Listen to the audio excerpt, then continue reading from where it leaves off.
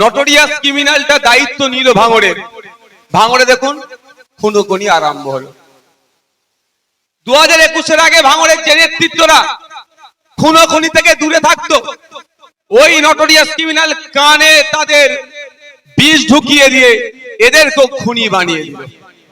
তাই আমাদের আজকে শপথ নিতে হবে, ঐক্যবদ্ধ হতে হবে। ভাঙড়ের কোনো মা তার স্বামী হারা না হয়, কোন বোন তার স্বামী হারা না হয়, কোন ছেলে তার পিতা হারা না হয়, কোন পিতা তার পুত্র হারা না হয়। এ শপথ আমাদেরকে নিতে হবে। তাহলে কি করতে হবে? 2000 বাবু তোমরা ওখানে বসে পড়ো, পেছনে লোকজন আছে, এদিকে সরে আসো।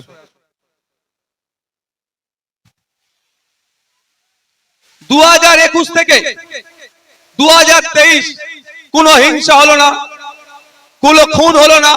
হিংসা হয়েছে, খুন হলো না। 2023-এর পর থেকে খুন হচ্ছে কেন? 2023-এর পর থেকে দায়িত্ব নিয়েছেন ক্যানিং পূর্বে থেকে যিনি এসেছেন এখানে। তাই আমরা যদি ভাঙড়কে খুন, মারামারি, হিংসা মুক্ত করতে চাই, সর্বপ্রথম আমাদের কাজ হবে 29 এপ্রিল সকাল সকাল গিয়ে খাম চিহ্নে ভোট দিয়ে তৃণমূল কংগ্রেসের প্রার্থীকে এখান থেকে পরাজিত করে ভাঙড় থেকে বার্তা দিয়ে দেওয়া, ভাঙড়ের মাটি হিংসার মাটি নয়, ভাঙড়ের মাটি খুনের মাটি নয়, ভাঙড়ের মাটি মারামারির মাটি নয়, ভাঙড়ের এই পবিত্র মাটিতে কোন নটোরিয়াস ক্রিমিনালের জায়গা নাই। এটা আমাদের বার্তা দিতে হবে। এই বার্তা দিলে রাজ্যের মানুষ আপনাদেরকে ফলো করবে।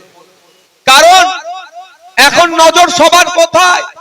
2-3টে বিধানসভার দিকে, একটা ভবানীপুর বিধানসভা, একটা নন্দীগ্রাম বিধানসভা, আর একটি হচ্ছে ভাঙড় বিধানসভা।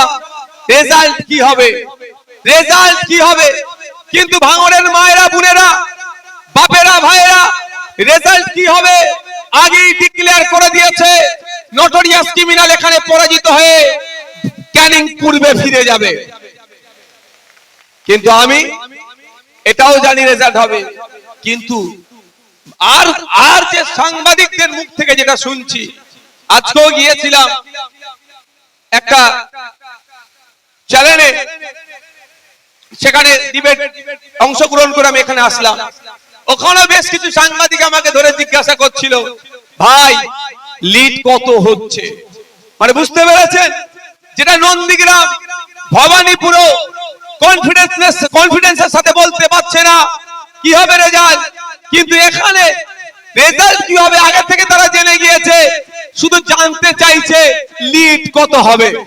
তাই আপনাদের বলি, 2021 এটা নয়, 2021-এ আমার বয়স্ক বাপেদের আর মায়েদের একটু ভোটটা ওরা ভয় দেখিয়ে নিয়েছিল। যে কটা পন্থার মধ্যে একটা পন্থা ছিল বিজেপি নাকি চলে আসবে, এনআরসি সিএ করে নাকি দেশ থেকে তাড়িয়ে দেবে।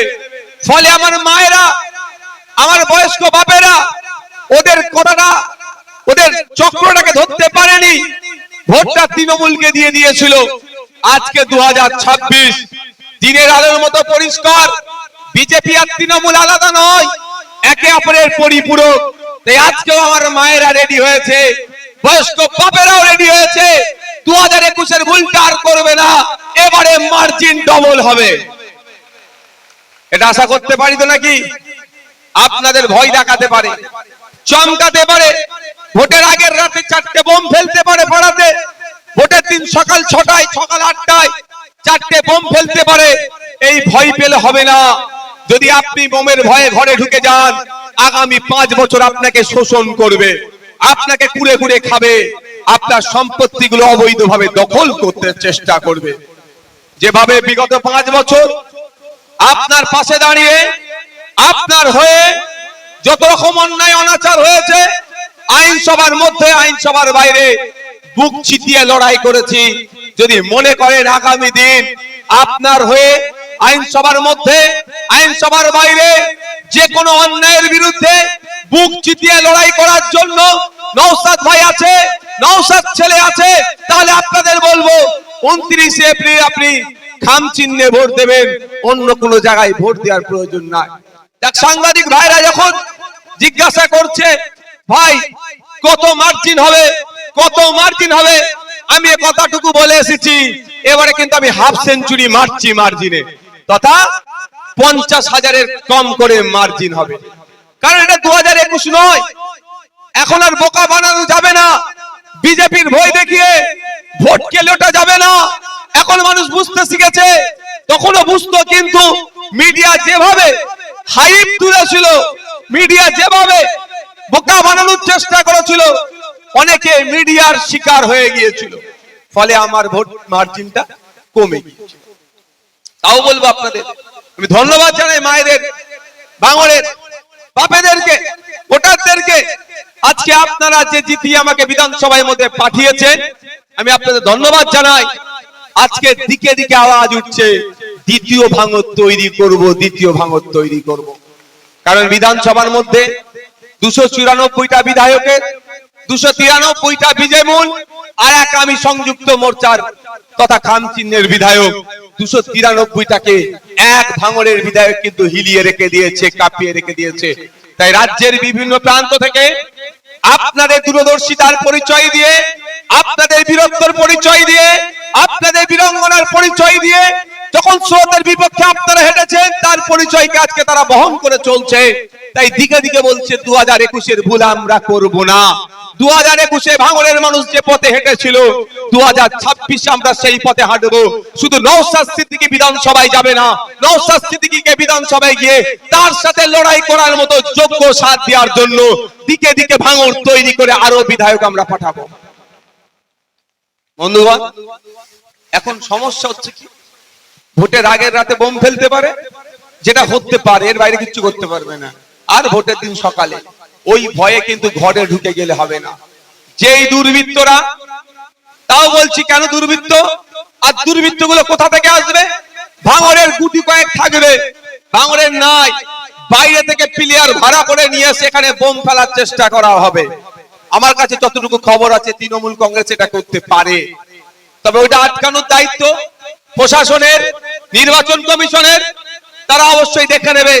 তারপরেও যদি মনে হয় কেউ এখানে বোমাবাজি করছে, ঘরে ঢুকে থাকলে মা হবে না, বার হয়ে আসতে হবে, দলবদ্ধ হয়ে আসতে হবে, ওই দুর্বৃত্তদের বিরুদ্ধে ঐক্যবদ্ধ দাঁড়াতে হবে। আপনারা ঐক্যবদ্ধ দাঁড়ালেই দুর্বৃত্তরা পালিয়ে যাওয়ার পথ পাবে না। একদিন ঘরের বাইরে বার হন, ওই দুর্বৃত্তদের বিরুদ্ধে রুখে দাঁড়ান, সেই ভোটের আগের রাত আর ভোটের দিনের সকালে, তাহলে দেখতে পাবেন আগামী 5 বছর শান্তির সাথে ঘুমাতে পাবেন। শুধু 5 বছর নয়, যুগ যুগ ধরে শান্তির সাথে ঘুমাতে পারবেন। তার প্রমাণ আমি দিয়ে যাচ্ছি এখানে। কারণ দেখবেন, যখন এই নটোরিয়াস ক্রিমিনালটা এখান থেকে পরাজিত হবে, এই ভাঙড়মুখী আর হবে না। আর ভাঙড় নটোরিয়াস ক্রিমিনালের পাম দিয়াতে যারা লাপালাপি করছে, তাদের মধ্যে একজন অলরেডি বসিরহাটে তার মেয়ের বাড়ির ওখানে বাড়ি করে রেখে দিয়েছে, সে আর ভাঙড়মুখী হবে না। অর্থাৎ প্রাণগঞ্জ অঞ্চলে আর গুন্ডামি মস্তানি হবে না। প্রাণগঞ্জের মায়েরা, প্রাণগঞ্জের বাপেরা, এলাকার ছাত্র যুবরা শান্তির সাথে মাথা তুলে তার অধিকার নিয়ে বাঁচবে। হ্যাঁ, আমি আপনাদের এখানে একটা নেতা বসিরহাটে বাড়ি অলরেডি বানিয়ে নিয়েছে, বুঝতে পেরেছেন তো? যখন বাড়ি বানিয়েছে, যদি না গিয়ে থাকে ভূতে থাকবে তো। হ্যাঁ, তাহলে বাড়ি ওই বাড়িতে পাঠাবার দরকার আছে তো? মারধর করে তাড়িয়ে নয় ভাই, ওতে আমরা বিশ্বাস করি না। আমরা কি করব? গণতান্ত্রিক প্রক্রিয়াতে বলবো, যাও নতুন বাড়ি করেছো, একটু ওখানে থাকো। এখানে ভোটে হারালেই দেখবেন তার বস পালাবে এখান থেকে। বস যদি চলে যায়, চালারা কি করবে? চালারাও তো বসের পথ ধরবে, কিন্তু বস তো আর ক্যানিং পূর্বে অ্যাক্সেস দেবে না। বস বলবে, আমি এখন নিজের জায়গাটাকে ঠিক করি, তো যেখানে ভাগ ইচ্ছে সেখানে থেকে যা। তো ভবনী যাবেন, বসিরহাটে চলে যাবে। আমি আপনাদের বলবো যে আপনাকে আমাকে সজাগ সতর্ক থাকতে হবে। রাতের অন্ধকারে এখন টাকা উড়াচ্ছে শুনছি, বেওতা 1 বেওতা 2 বামনঘাটায় দামি দামি শাড়ি দিচ্ছে। আপনাদের দিয়েছে কি বলতে পারবো না, তাহলে অপেক্ষা করুন, না দিলে দেবে হয়তো। তবে অনুরোধ করবে এটাই, শাড়ি দিলে ছাড়বেন না, নিয়ে নেবেন। ভোটটা সকালবেলা উঠে কোথায় দেবেন? মায়েরা, মায়েরা কোথায় দেবেন? নাম চিহ্ন দেবেন, ছাড়বেন। তবে যদি মনে করে কারো টাকা, বিরিয়ানির প্যাকেট নিয়ে ভোটটাকে জিতাবেন, ক্ষতিটা আপনার হবে। বলতে পারে নওশাদ ভাইজান তো আমাকে বিরিয়ানির প্যাকেট শাড়ি দেয়নি, অমুক জন তো তাও দিয়েছে, ভোটটা ওকে দিই। দেখুন ও বিজনেসম্যানের মতো আইডিয়া নিয়ে এসেছে, ও 10 কোটি এখানে ইনভেস্ট করবে, এখান থেকে 100 কোটি তুলবে। কিভাবে তুলবে? দুটো পন্থা আছে। দুটো পন্থা এখন বলছি। একটা পন্থা হচ্ছে উন্নয়নের নামে যে টাকাগুলো আসবে তার থেকে কাটমানি। যেমন আপনাকে বলি, বলছেন 100 কোটি টাকার উন্নয়ন করছি, কার জন্য করছে, কিসের জন্য করছে? 2021-এ এমন বুথ আপনারা দিয়েছেন ভোটের মাধ্যমে, 2011 থেকে 21 জানা কাজ করেছে, 21 থেকে 26 তার থেকে বেশি কাজ করতে বাধ্য হয়েছে। কেন? ভাঙড়ের মানুষ তৃণমূলের বিপক্ষে ভোটটা দিয়েছে বলে। আপনাদের জন্য তো হয়েছে উন্নয়নটা। আপনাদের বিধায়ক আইনসভার মধ্যে গিয়ে চিৎকার করেছে, চেঁচামেচি করেছে। ভাই আপনারা ওখানে সরতে হবে, পিছনে লোকেরা বসে আছে। ভলেন্টিয়ার ভাইরা কোথায় আছেন?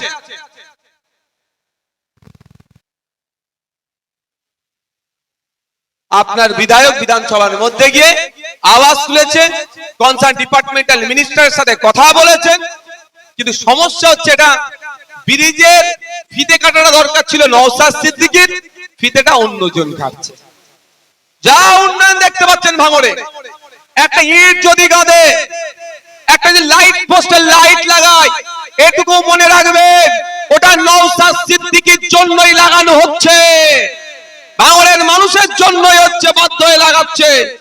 ফিতেটা কাটা দরকার ছিল নওশাদ সিদ্দিকীর, তার পরিবর্তে অমুক নটোরিয়াস ক্রিমিনাল কাটছে। তবে এতে আমার একটুও রাগ হয় না। আমার দাবির মধ্যে কি দাবি ছিল? ভাঙড় 1 নম্বর ব্লক থেকে 2 নম্বর ব্লকে যাতায়াতের জন্য যে কাঠের ব্রিজটা আছে দুর্বল হয়ে যাচ্ছে, ক্ষতি হতে পারে, যে কোনো টাইম বড় দুর্ঘটনা ঘটতে পারে, ওটাকে কংক্রিটের ব্রিজ নির্মাণ করতে হবে। দাবিটা সরকার শুনে পূরণ করেছে। কাজ শুরুর আগে যে ফিতেটা কাটতে হয় নিয়ম অনুসারে লোকাল বিধায়ক কাটেন, কিন্তু আমার পরিবর্তে অন্য জায়গার বিধায়ক কেটেছে। কিন্তু আমার দাবি ভাঙড়ের মানুষের জন্য ছিল। 2 নম্বর ব্লক 1 নম্বর ব্লক যাতায়াতের জন্য অনেক মানুষের অসুবিধা হতো, তাই দাবিটা পূরণ হয়েছে, এটাই হচ্ছে আমার কাছে বড় কথা। ভাঙড়ের মানুষ উপকৃত হচ্ছে, এটাই হচ্ছে আমার কাছে বড় কথা। বন্ধুগণ, আমি অনুরোধ করবো আপনাদের চোখ কান খুলে চলতে হবে। কাকে কান নিয়ে চলে যাচ্ছে? কিসের আওয়াজ হচ্ছে? কেন চিচি করে আওয়াজ হচ্ছে কেন?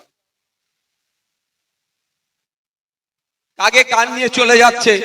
কাকের দিকে কান তাক না তাকিয়ে নিজে কানে হাত দিয়ে দেখুন কান আছে না না। ভাবতে হবে আপনাদের। রমজান মাসে ফলের দাম বেড়ে যাচ্ছে। ক্যানিং পূর্বে নটোরিয়াস ক্রিমিনালের ক্ষমতা হয়নি বিধানসভার মধ্যে দাঁড়িয়ে বলা যে মাননীয়, যে রমজান মাসে ঘুমটা দিয়ে বেরোজগার গুলো যেভাবে রোজা রেখে মুসলমানদের বোকা বানায়, ওটা না করে ফলের দামটা কমানো হোক, এ বলার সাহস নাই। কিন্তু ভাঙড়ের বিধায়ক বিধানসভার মধ্যে দাঁড়িয়ে ভাঙড় সহ রাজ্যের গরিব খেটে খাওয়া মুসলমান যারা রোজা রেখে সন্ধ্যাবেলায় দুটো ফল কিনে ইফতার করবে, ফলের যা চড়া দাম কমানোর জন্য আওয়াজ এই নওশাদ সিদ্দিকী ভাঙড়ের বিধায়কই তুলেছে। ওই জন্য ওদের রাগ হয়ে গেছে। নওশাদকে হারাতে হবে, শুভেন্দুকে হারাবার ওদের ইচ্ছে নাই, নওশাদকে হারাতে হবে। কেন? নওশাদ সিদ্দিকী আপনার বাপ দাদু যে কবরস্থানে শুয়ে আছে, ওই কবরস্থানটাকে বাঁচানোর জন্য সুপ্রিম কোর্টে গিয়ে মামলা করেছে ওয়াকফ সম্পত্তি বাঁচানোর জন্য। ওই জন্য নওশাদকে নওশাদ সিদ্দিকীকে হারাতে হবে, শুভেন্দু অধিকারীকে হারানো যাবে না। কারণ কি? নওশাদ সিদ্দিকী বিধানসভার মধ্যে দাঁড়িয়ে যার ধর্ম বর্ণের ঊর্ধ্বে গিয়ে মানুষের অধিকারের কথা বলে, মানুষের ন্যায়ের কথা বলে, মানুষের প্রাপ্য বুঝিয়ে দেওয়ার কথা বলে, এটা হচ্ছে অপরাধ হয়ে গেছে। আমাকে হারাতে হবে। কারণটা কি? আমি বিধানসভার মধ্যে গিয়ে বলেছি যে 22% দলিত আছে পশ্চিম বাংলায়, সংরক্ষণ দেওয়ার কথা আছে 22%, 6% আদিবাসীদের, কিন্তু প্রকৃত অর্থে আদিবাসী দলিতরা সংরক্ষণ পাচ্ছে না। ফেক এসটি/এসসি সার্টিফিকেট বানিয়ে প্রকৃত দলিত আদিবাসীকে বাইপাস করে ফেক সার্টিফিকেট নিয়ে তাদের কোটায় উচ্চশিক্ষায় সংরক্ষণ নিচ্ছে, সংরক্ষণের সুবিধা নিচ্ছে, আর চাকরির সুবিধাগুলো নিয়ে নিচ্ছে। এটা বন্ধ করা হোক। তাই নওশাদ সিদ্দিকীকে হারাতে হবে। মায়েরা যারা বসে আছেন, আপনাদের পরের প্রজন্ম যারা পড়াশোনা করছে, একটু জিজ্ঞাসা করে দেখুন যে আগামী দিনে পড়াশোনা করে ওবিসি সংরক্ষণের মাধ্যমে চাকরি পাবে কি পাবে না, এদেরকে জিজ্ঞাসা করুন। সবাই বলবে যে জায়গায় মমতা ব্যানার্জি ওবিসি সংরক্ষণটাকে দান করিয়ে দিয়েছে আর চাকরি পাওয়া যাবে না। এমনি তো জেনারেল কোটায় চাকরি নাই, যা সংরক্ষণের আওতায় পেতো দু চারটে সেটাও বন্ধ করে দিয়েছে। ওবিসি এ ওবিসি বি দুটোকে এখন ঘেটে ঘ করে দিয়েছে। নাম কাওয়াস্তে 10% সংখ্যালঘু মুসলমানদের জন্য সংরক্ষণ দিলেও, খাতায় কলমে দিলেও, কিন্তু চাকরি পাওয়ার ক্ষেত্রে, উচ্চ শিক্ষায় সংরক্ষণের ক্ষেত্রে একটাও মুসলমানকে খুঁজে পাওয়া যাচ্ছে না। এর বিরুদ্ধে নওশাদ সিদ্দিকী বলছে, যদি সত্যিকারের অর্থে মুসলমানদের মধ্যে যে সমস্ত জনগোষ্ঠী পিছিয়ে আছে তাদেরকে এগিয়ে নিয়ে যেতে চান, তাহলে স্বামীনাথন কমিশনের সুপারিশ অনুযায়ী, রঙ্গনাথ মিশ্র কমিশনের সুপারিশ অনুযায়ী 10% মুসলমানদেরকে, পিছিয়ে বর্গের মুসলমানদেরকে উচ্চ শিক্ষায় সংরক্ষণ আর চাকরিতে সংরক্ষণের ব্যবস্থা করতে হবে। এই আওয়াজ অন্য কেউ তুলেনি। ক্যানিং পূর্বের ওই নটোরিয়াস ক্রিমিনাল তুলেনি, নওশাদ সিদ্দিকী তুলেছে। তাই নওশাদ সিদ্দিকীকে আটকাতে হবে। এবার আপনারা বলুন, আমার সাথকে শক্ত করতে হবে কি হবে না? কারণ আমি দলিতের হয়ে কথা বলি, হিন্দুর অধিকারের কথা বলি, আদিবাসী অধিকারের কথা বলি, মুসলমানের অধিকারের কথা বলি, নারীর অধিকারের কথা বলি, ছাত্র যুবর অধিকারের কথা বলি, শ্রমিকের অধিকারের কথা বলি, সরকারি কর্মচারীর অধিকারের কথা বলি, সিভিক ভলেন্টিয়ারের অধিকারের কথা বলি, পার্ট টাইম যারা জব করছে, প্যারা টিচার যারা আছেন, কন্ট্রাকচুয়াল যারা কাজ করছেন তাদের অধিকারের কথা বলি। এই জন্য ওদের রাগ হয়ে যাচ্ছে। ওরা ওই জন্য আমার এই ভয়েসটাকে আটকানোর চেষ্টা করছে। এবার ভাঙড়ের মানুষের হাতে ছেড়ে দিচ্ছি, আপনারা কোনটা গ্রহণ করবেন। একদিকে জোড়া ফুল যারা সিম্বল নিয়ে দাঁড়িয়েছে, তারা বলছে রাত 8টার পরে মায়েরা নাকি কাজের জায়গায় যেতে পারবে না। আর আমরা বলছি রাত 8টা, 10টা, 12টা, 2টো, 4টে, 3টে, 1টা, 8টা কোনো ব্যাপার নয়। মায়েরা তার কর্মস্থলে যাবে এবং নির্বিঘ্নে ফিরে আসবে। এই নির্বিঘ্নে যাতে ফিরে আসে, টোটাল নিরাপত্তার দায়িত্ব রাজ্যকে নিতে হবে। আর রাজ্য বলছে রাত 8টার পরে বেরোতে পারবে না। কাকে গ্রহণ করবে? মায়েরা নাকি রাত 8টার পরে আর বেরোতে পারবে না, মমতা ব্যানার্জি বলেছে। শুনেছেন আপনারা? কেন বেরোতে পারবেন না? কেন বেরোতে পারবেন না? আমরা প্রতিবাদ করছি। আমরা বলছি 8টা, 10টা, 12টা, 4টে, 6টা ব্যাপার নয়। একটা নারী ঘরের বাইরে বার হবে আর ঘরে ঢুকবে, প্রতিটা পদক্ষেপে রাখা যাতে নিরাপত্তা প্রদান করতে হবে। এটা হচ্ছে রাষ্ট্রের দায়িত্ব, সরকারের কাজ, সরকারকে সেটা করতে হবে। এবার আপনারা বলুন, উনারা বলছে রাত 8টার পরে বেরোতে পারবেন না, আর আমরা বলছি রাত 8টা বা বেলা 8টা নয়, যখনই বেরোবে একে নিরাপত্তা দিতে হবে। কাকে গ্রহণ করবেন আপনারা? আপনারা বলুন, খামচিহ্নকে গ্রহণ করবেন না জোড়া ফুলকে করবেন? আপনাদেরকে বলছি, মায়েরা যারা আছে, হেভি অংশে মায়েরা এখানে বসে আছে, অনেক মায়েরা দাঁড়িয়ে আছে। আজকে মায়েদের উপস্থিতি বুঝিয়ে দিচ্ছে, লক্ষ্মীর ভান্ডার দিয়ে তুমি আমার মায়ের মাথা কিনে নিতে পারোনি ভাই। মায়েদের বলবো একটু বুঝবে। লক্ষ্মীর ভান্ডারের আমি বিরোধী নয়, তবে এই 1200 আর 1500 আমি চরম বিরোধী। 1200, 1500 আজকের দিনে কি হবে? নিত্য প্রয়োজনীয় জিনিসের দাম চড়চড় করে বেড়ে যাচ্ছে। মোবাইলের রিচার্জ এখন 550-র কাছাকাছি চলে গেছে, মান্থলি রিচার্জ। হবেটা কি? আমরা বলছি মায়েদেরকে ন্যূনতম 5000-এর ব্যবস্থা করতে হবে। তার পরিবর্তে স্বল্প রাষ্ট্র কিছু বুঝেও নেবে।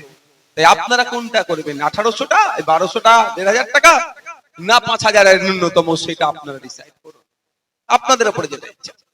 তাহলে ভোটটা আসতে হবে দিকে। আবারও বলছি, মায়েদের হাতে 1500 টাকা, 1200 টাকা আপনারা পান তো, 1500 টাকা আপনারা পাননি, কিছু ভাগ আছে।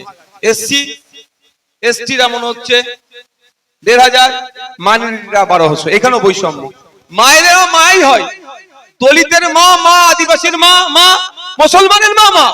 কিন্তু মমতা ব্যানার্জি মায়েদেরকে ভাগ করে দিয়েছে, ওখানেও ওরা করে দিয়েছে। আমরা এই বৈষম্য বুঝাবো। মায়েদেরকে বলবো, আজকে আপনি একটা পরীক্ষা করে নেন।